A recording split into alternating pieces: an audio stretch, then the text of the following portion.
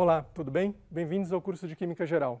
Bom, a aula de hoje é um pouco diferente das aulas anteriores, mas nem tanto assim, porque em vários momentos a gente foi tentando relacionar um conteúdo com outro, né? Quando a gente estava estudando cinética, como é que isso tinha repercussão quando a gente viu lá em termodinâmica nos processos reversíveis, como é que a gente relacionava com balanceamento, com a tabela periódica, com distribuição. Então a ideia de discutir um pouco essa revisão geral da disciplina é tentar resgatar e fortalecer um pouco mais esses aspectos entre os diferentes conteúdos, chamando atenção para vocês para alguns aspectos, em detrimento de outros, onde não vou dizer que vale a pena aprofundar mais, mas que eu acho que são essenciais para ter um melhor entendimento. Então a gente pode começar resgatando esse triângulo que foi discutido lá na primeira aula, onde chamava atenção, de acordo com as pesquisas de ensino de ciências ou ensino de química, fundamentalmente de ensino de química, fazendo essa proposição que, para que o aluno tenha um melhor entendimento, então, da disciplina, dos conteúdos de química, dos conceitos que são abordados nessa disciplina, que ele pudesse transitar entre as diferentes dimensões. Então, se ele conseguisse relacionar aqueles fenômenos que ele observa no dia a dia, que ele pode tocar, que ele pode ver, né, com as questões dos modelos e das teorias, submicroscopicamente esses modelos, essas representações, para poder entender como é que essas coisas em nível atômico-molecular, né, no nível submicroscópico estão acontecendo, como em vários momentos a gente acabou recorrendo e propondo alguns modelos, ele tivesse uma melhor compreensão da matéria através dessa relação entre o macroscópico com o submicroscópico. Mas também era importante a questão da linguagem e da comunicação, né, de como a gente vai se relacionar e conversar com os outros a partir desses conceitos que a gente está estudando. E aí a gente pode fazer isso, por exemplo, através do recurso da reação química. Ou seja, conforme a gente descreve a reação química, a gente está relacionando aquele modelo submicroscópico para poder explicar aquele fenômeno, aquele processo, também relacionado com o fenômeno e o processo que a gente vê, que a gente toca, né, que é tangível no dia a dia.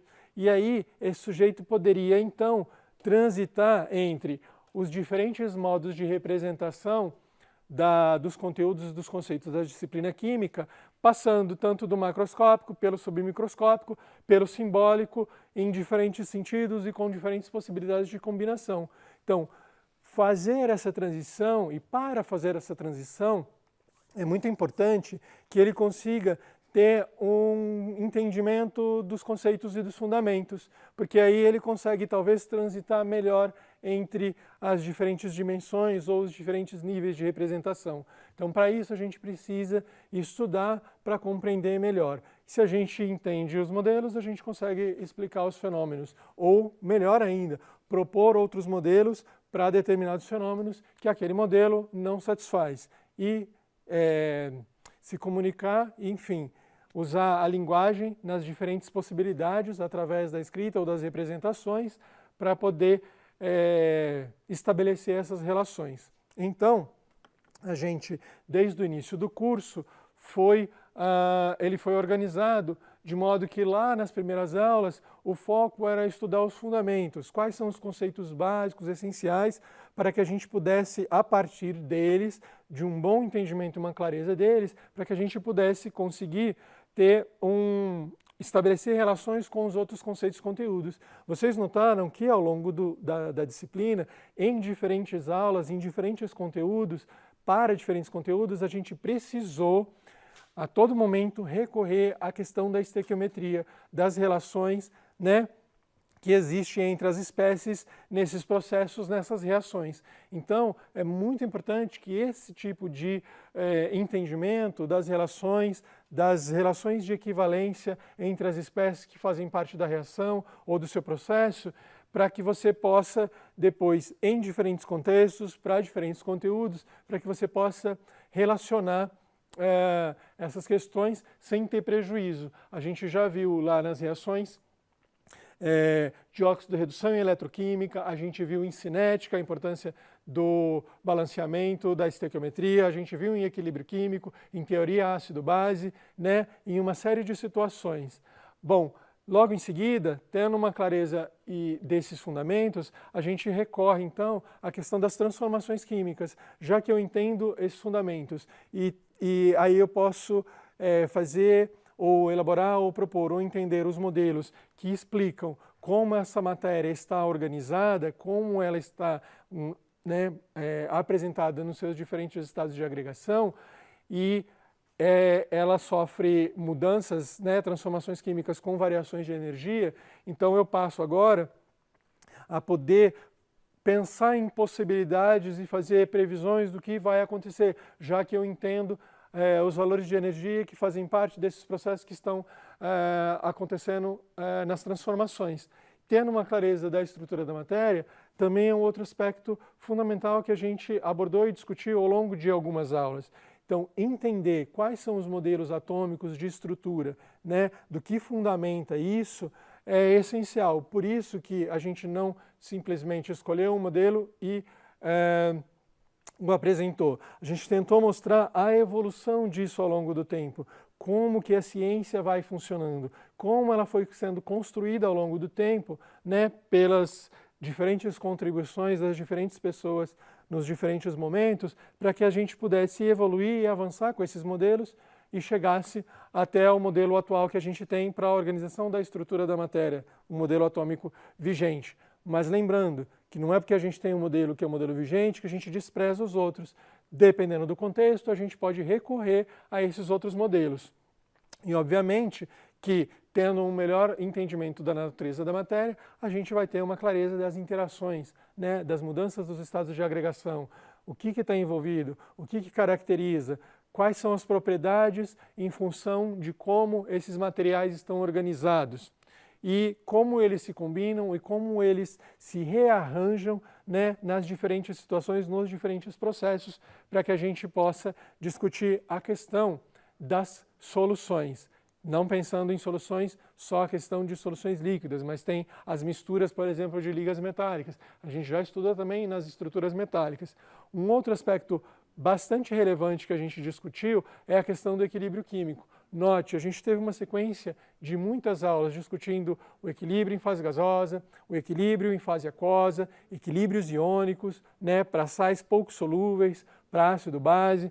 Então, também traz um destaque da importância do equilíbrio. Entender o equilíbrio, ou seja, como esses mecanismos acontecem, nos possibilita poder interagir e alterar esse equilíbrio, deslocar para um sentido, deslocar para outro sentido, favorecer o sentido da espontaneidade, se for um processo não espontâneo, de que maneira a gente pode fazer com que esse processo aconteça, como a gente viu no caso da eletroquímica, onde a gente não tem processos espontâneos, mas com a utilização de energia elétrica, a gente pode fazer com que esses processos aconteçam.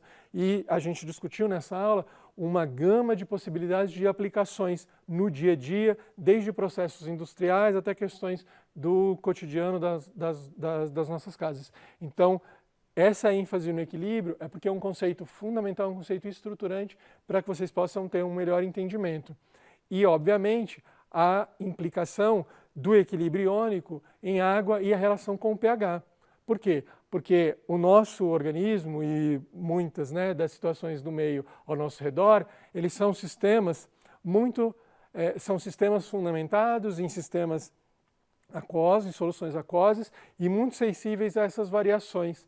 Então, ter esse entendimento do equilíbrio iônico, da questão da acidez e da basicidade, das relações do pH, de como a gente pode trabalhar e operar com isso, até a questão de conhecer, preparar e controlar os sistemas tampões, são muito importantes para aplicações em sistemas biológicos e relacionando também com outras disciplinas e outras componentes das ciências da natureza.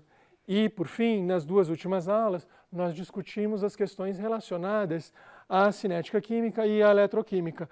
A cinética, a gente, então, com os conhecimentos de cinética, os conceitos discutidos na cinética, a gente pôde aprofundar e entender os mecanismos e as trajetórias pelas quais esses processos acontecem, independente dos estados iniciais e estados finais, que nós estudamos isso nos processos reversíveis com o apoio da termodinâmica. Mas vimos também aplicações e quais são os fatores e as variáveis que a gente pode levar em consideração para alterar a velocidade dessas reações e desses mecanismos. Um outro aspecto importante foi em relação aos conceitos fundamentais de eletroquímica, destacando para vocês que o objetivo não era aprofundar todo esse conteúdo, mas sim ter algum conhecimento de fundamento para que a gente pudesse entender como esses conceitos, né, nos rodeiam e aparecem no nosso dia a dia a todo momento.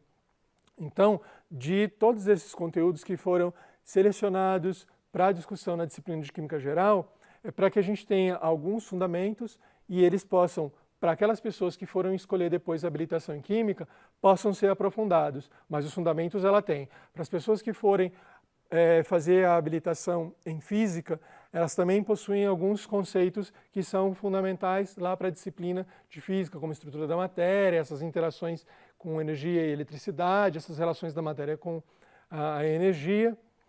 E para as pessoas que forem fazer a habilitação em Biologia, de como o conhecimento desses conceitos, eles vão nos ajudar a entender o funcionamento dos sistemas e mecanismos biológicos, né, do meio ambiente e fundamentalmente do próprio organismo do nosso próprio corpo.